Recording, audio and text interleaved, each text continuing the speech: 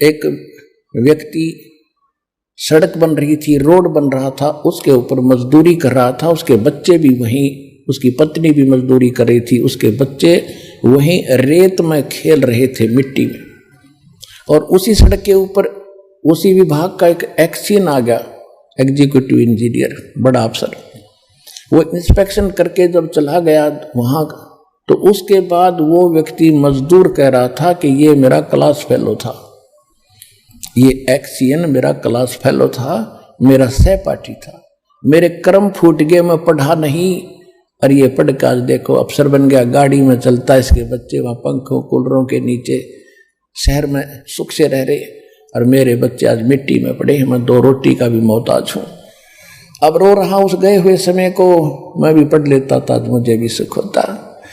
तो पुण्यात्माओं, ऐसी बनेगी आपके साथ जो आज भक्ति नहीं करेंगे। यहाँ से शरीर छूटने के बाद कोई गधा बन रहा होगा, कोई कुत्ता बन रहा होगा, कोई यमराज कूट रहे होंगे, फिर रो रहा होगा, हे भगवान या क्या बनी मेरे साथ। तो परमात्मा कहते हैं, अच्छे दिन पाछे गए, गुरु से किया ना हेत, अब पछतावा के कर बिरा, या चिड़िया चुगी खेत। तो समय रहते कुछ करना था, वो समय अब आपको प्राप्त है। पर चलने के लिए आपने इस मर्यादा को दृढ़ रखना पड़ेगा। कबीर साहब कहते हैं, जब लग हंसा हमरी आना, और काल लगे नी तेरा बाना। जब तक ये हंस, ये पुण्यात्मा हमारी आन में, मर्यादा में रहेगी, तब तक काल तेरा अटैक नहीं हो सकता किसी भी प्रकार का। तो इसने पता है इस बात का, तो ये सबसे पहले उस मर्यादा को भंग करवाता है। और इस भक्ति मार्ग में ये मर्यादा ऐसी समझ लो जैसी लक्ष्मण रेखा थी। इसको जरा सी ना समझा, जो दास वचन बोल रहा है, इसको जरा सा ना समझना, बहुत गहराई से और बड़ी सख्ती से इसका पालन करना। जैसे सीता जी को कहा गया था कि ये एक रेखा खींच दी है, इससे बाहर ना जाना, तब तक आप पर यहाँ कोई भी जंगली जानवर या कोई लुटेरा बकवादी व्यक्ति आपकी हानि नहीं कर सकता। और वो तो चले गए दोनों भाई, जिस खोज में वो भेजे थे उसने, सीता जी ने। रावण आ गया एक साधु रूप बना के, आटा मांगने के लिए, भिक्षा लेने के लिए। रावण जब निकट आया रेखा के, उसको देखा कि इसमें बहुत जबरदस्त लपट निकली और तेरा मार डालेगी। वो 10 कदम पीछे गया, आवाज लगाई कि भाई भोजन दो, भिक्षा दे, ये क्या कर रखा तुमने जंतर मंतर में, तो हानि होगी होती मुझे। और तो उसने कहा कि भिक्षा ले जा महाराज। यहाँ के रावण निकट आया तो उसमें लपटा निकली, वो एकदम 10 कदम पीछे गया। कहा माई भिक्षा देनी है तो बाहर आकर दे, नहीं तो ये कर दूंगा वो कर दूंगा।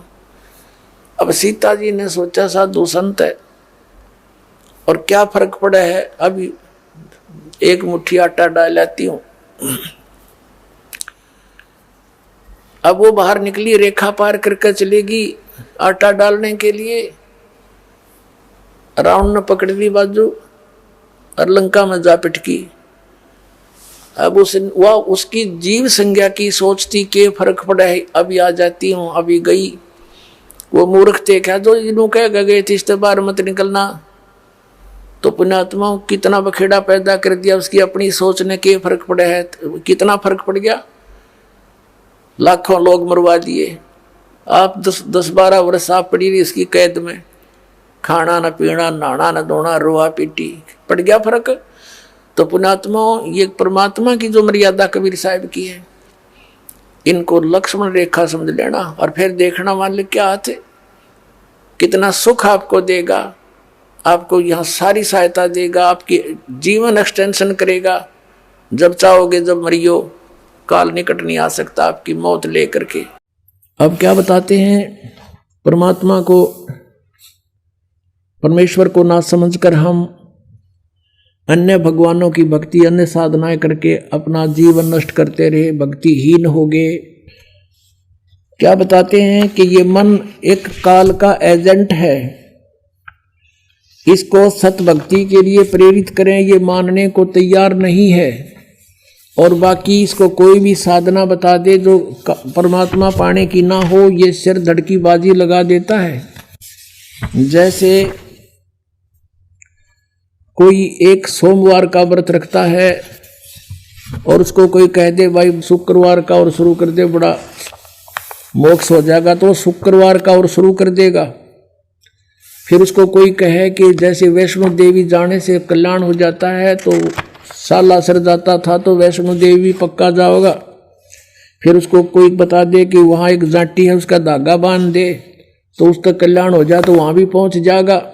और कोई ये बता दे कि ये साधनाएं गलत है, इनको त्याग दे, ये भक्ति करो जो वेदों और गीता में प्रमाणित है, मन कति आकड़ जाएगा, कति नहीं सुने और मानना नहीं, नो के ना नो किसने देखा है।